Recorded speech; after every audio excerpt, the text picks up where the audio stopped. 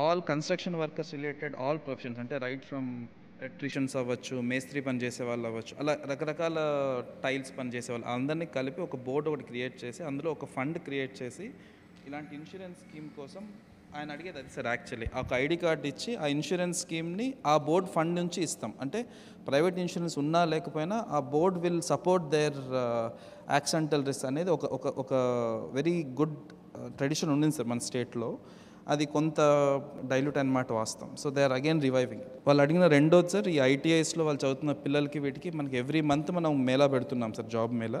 స్పెసిఫిక్గా ఈ ట్రేడ్ గురించి నేను ఫోకస్డ్గా ఒక మేళా ఒకటి నేను ప్లాన్ చేస్తాను సార్. సో దట్ అంటే ఈ వృత్తిలో ఉన్న వాళ్ళ కోసం, మీ పిల్లల కోసం సంబంధించి ఒక స్పెసిఫిక్ ఒక రోజు పెట్టి ఒక జాబ్ మేళా ఒకటి ప్లాన్ చేస్తాం. అది sir. Third one regarding land for their building sir. ఇలా ఒకసారి రిక్వైర్మెంట్ తీసుకొని నేను I will plan and then I will get back to you sir. ఈ land for association building sir. If you permit I will request నా కృష్ణతేజ గారు, joint secretary, to speak.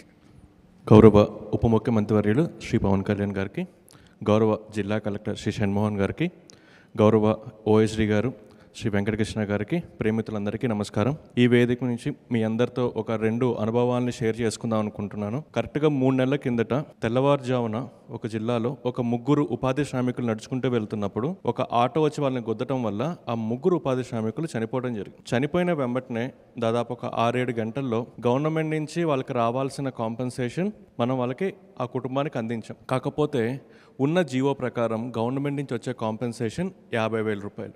ఈ విషయం deputy CM గారికి తెలిసిన వెంబటనే డిప్యూటీ సీఎం గారు ఇచ్చిన instruction 50,000 నుంచి మనం మ్యాక్సిమం ఎంతవరకు ఇవ్వచ్చు అంటే 50,000 నుంచి 2 లక్షల దాకా ఇవ్వచ్చు అని చెప్పినప్పుడు సార్ స్పెషల్ ఇన్స్ట్రక్షన్ ఇచ్చి మనం ఆ 3 కుటుంబాలకి 2 లక్షల దాకా కాంపెన్సేషన్ చెల్లించడం జరిగింది. అదే రోజు సార్ ఇన్స్ట్రక్షన్తో ఇంక నుంచి ప్రమాదవశాత్తు ఏ ఉపాధి శ్రామికుడు చనిపోయినా సరే ఈ జీవో 10 ఏళ్ళు 15 ఏళ్ళ నుంచి మారకుండా ఉన్న జీవోని మార్చి 50,000 కాంపెన్సేషన్ నుంచి 2 లక్షలకి పెంచడం జరిగింది. దాంతోపాటు మరుసటి రోజు మళ్ళీ ఆ డిపార్ట్మెంట్ వాళ్ళందరినీ డిప్యూటీ సీఎం గారు పిలిచి ఈ 2 లక్షలు కూడా ఆ కుటుంబానికి సరిపోకపోవచ్చు అని చెప్పి వారం పాటు ఒక మిషన్ మోడ్లో అందరి చేత ఇన్సూరెన్స్ చేయించి ఆ ఇన్సూరెన్స్ నుంచి మళ్ళీ 2 లక్షలు వచ్చే విధంగా చేశారు. అంటే ఒక జిల్లాలో 3 ఉపాధి శ్రామికులు చనిపోతే మేమనుకున్నాం ఆ 3కి రావాల్సిన కాంపెన్సేషన్ ఇస్తే సరిపోతుంది అనుకున్నాం. కానీ డిప్యూటీ సీఎం గారి ఇన్స్ట్రక్షన్ మేరకు ఆ 3కి వచ్చే కాంపెన్సేషన్ 50,000 నుంచి 2 లక్షలు పెంచి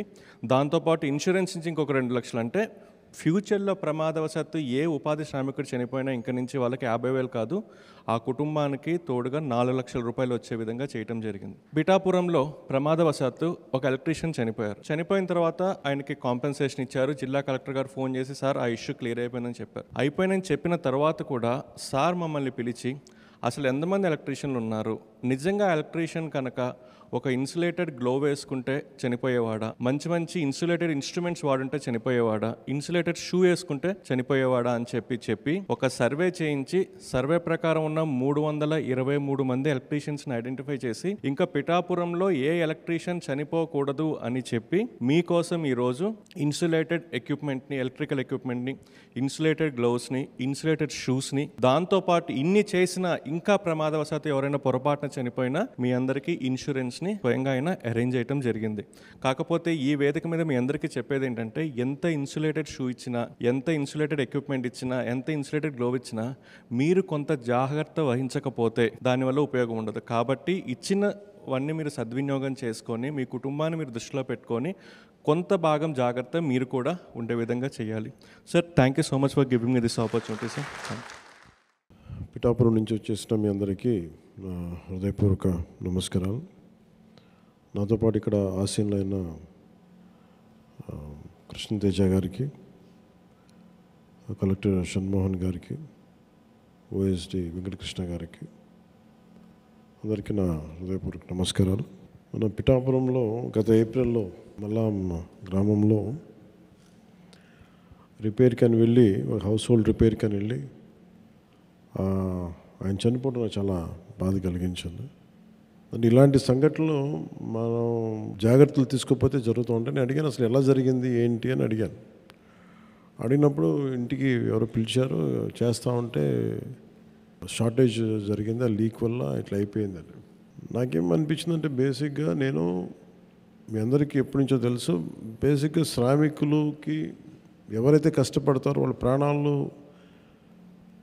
పణంగా పెట్టి చేస్తారు. వాళ్ళకి సెక్యూరిటీ ఉండాలని ముందు నుంచి నేను కోరుకునేవాడిని. అది నేను సినిమాలో ఉన్నప్పుడు కావచ్చు, వ్యక్తిగతంగా కావచ్చు, ఒకసారి మేము ఏదైనా ఆఫీసుల్లో పనిచేస్తున్నప్పుడు కావచ్చు, షూటింగ్లో కావచ్చు, ఇల్లు కడుతున్నప్పుడు కావచ్చు, మొన్న ఈ ఆఫీస్ కడుతున్నప్పుడు కూడా చాలామంది స్టాఫ్కి అసలు హెల్మెట్స్ లేకుండా కడుతున్నారు. ఎలక్షన్ టైంలో నేను దృష్టి పెట్టలేకపోయిన తర్వాత అయిన తర్వాత చూస్తే అందరికీ సేఫ్టీ షూస్ ఒకటి, హెల్మెట్ అందరికి ఇవ్వడం జరిగింది. సో నాకు అది గుర్తొచ్చింది. బేసిక్ ఇలాంటి ఎలక్ట్రీషియన్ అనేది చాలా ప్రమాదకరమైన ఉద్యోగం. అది అన్ని ప్రమాదకరమైనవి, కానీ ముఖ్యంగా తెలిసి ఎక్కడ లీక్ ఉందో తెలియదు, ప్రమాదకరమైనది ఎలక్ట్రిసిటీ.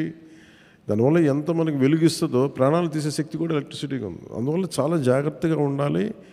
ఎందుకు ఆ జాగ్రత్తలు వహించలేకపోయారు అంటే రైట్ షూస్ లేవు, బేసిక్ కేర్ తీసుకోలేదు, ఇట్లాంటివి దృష్టిలోకి వచ్చినాయి ఆ రివ్యూస్లో.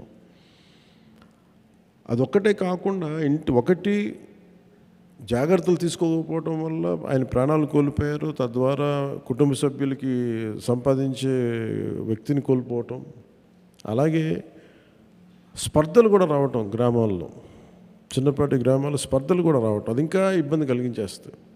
ఒకవైపు ప్రాణం పోయిందనేది బాధ ఒకటి, ఇంట్లో సంపాదించే చేయబడి లేదనేది ఒక బాధ అయితే, దానికి తోడు మళ్ళీ ఈ సామాజిక స్పర్ధలు ఇంకా ఇబ్బంది కలిగజేస్తాయి. సో నాకు ఇవన్నీ చూసి అనిపించింది, ఎప్పుడు కూడా ఈ పొలిటికల్ మైండ్ సెట్లో ఉండే వాళ్ళందరూ గొడవలు పెంచి పెట్టడానికి చేస్తారు. నేనేమేమి ఆలోచిస్తానంటే ఒక గొడవ, ఒక ఇష్యూ వచ్చిందంటే దాన్ని ఎలా సాల్వ్ చేయాలని ఆలోచిస్తాను, కానీ ఎలా పెంచాలని ఆలోచించను. అందుకే నేను 100 సార్లు చెప్తూ ఉంటాను, రోడ్డు మీద ఎవరైనా వచ్చిన, బైకుల మీద వెళ్ళినా జాగ్రత్త జాగ్రత్త జాగ్రత్త అని 100 సార్లు చెప్తూ ఉంటాను. నాకు పరిధిలో ఉన్నంత వరకు మా అందరికీ కూడా అధికార యంత్రాంగం కావచ్చు, ఆఫీస్ వాళ్ళు కావచ్చు, ఎవరికైనా సరే జాగ్రత్తలు తీసుకోండి అని చెప్పి 100 సార్లు చెప్తాను, ఈవెన్ చిన్నపాటి ఫంక్షన్ చేసినా కానీ. అలాంటిది మీకు నేను ప్రాతినిధ్యం వహిస్తున్న పిఠాపురంలో జరగటం చాలా చాలా బాధ కలిగించింది. సో వెంటనే నేను మన పేషి దృష్టికి తీసుకెళ్ళగానే కృష్ణతేజ గారు కానీ, అలాగే మన షణ్మోహన్ గారు కానీ, వెంకటకృష్ణ గారు కానీ, పేషి అందరూ కూర్చొని మాట్లాడుకుంది ఏంటంటే ముందస్తుగా ఏం చేయాలి. ఒకటి, పనిచేసేటప్పుడు వి నీడ్ ఇన్సూరెన్స్ ఒకటి ఉండాలి. 2, ఇన్సూరెన్స్ కంటే ముందు అసలు సేఫ్టీ కిట్స్ ఉన్నాయా లేదా అనేది చర్చకు వచ్చింది. సో దానివల్ల ఈ రోజున మీ అందరికీ ఎంతమంది ఉన్నారని అడిగితే దాదాపు పిఠాపురం మొత్తం మీద 325 మంది ఉన్నారు అని చెప్పి ముందు.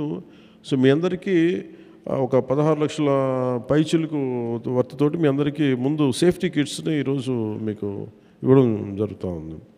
ఇన్ని జాగ్రత్తలు తీసుకున్నా కానీ ఏదైనా ఇన్సిడెంట్ జరిగితే, ప్రాణాలు కోల్పోతే అట్లీస్ట్ మనం అంటే ఇప్పుడు ఇచ్చేదేమో మన దగ్గర నుంచి వచ్చేదేమో 2 లక్షల బీమా ఉంటుంది. ఇది కాకుండా రేపొద్దున మీకు చంద్రన్న బీమా పథకం ఉంటుంది, ఆరోగ్య పథకం ఉంటుంది, అవన్నీ మీకు ఆల్మోస్ట్ 25 lakhs వస్తుంది. అది మన హెల్త్ ఇన్సూరెన్స్ ఒకటి, అదొకటి.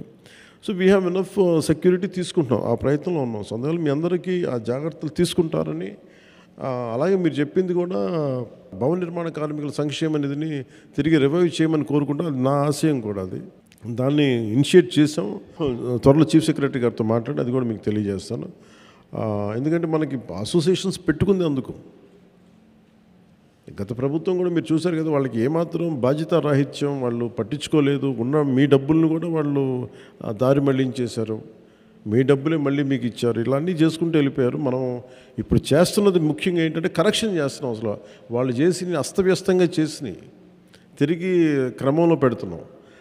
సో అందుకని మీరు చెప్పింది, అలాగే మీరు అడుగుతుంది ఇంకోటి ఆర్గనైజేషన్ గురించి అడుగుతూ ఉన్నారు. మనం మీటింగ్లు పెట్టుకోవాలంటే దాన్ని కూడా దృష్టి సారిస్తాం. ఒకసారి కలెక్టర్ గారిని కూడా ఎలా ఒక పాసిబుల్ సొల్యూషన్ ఎందుకంటే దానికి కూడా ఎలా చేద్దాం అనేది, అలా వాళ్ళు మీటింగ్స్ పెట్టుకోవడానికి అదొకసారి చూడండి, అది ఎలా ఉంటుందో.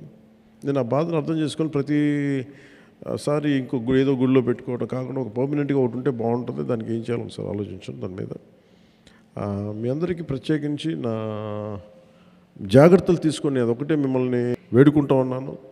ఎందుకంటే మీరు ప్రాణాలు పోతే తిరిగి రావు. అందుకని మనందరం అర్థం చేసుకొని సాధ్యమైనంత మన చేతిలో ఉన్నంత వరకు ఎంత జాగ్రత్తలు తీసుకోవాలని జాగ్రత్తలు తీసుకోండి.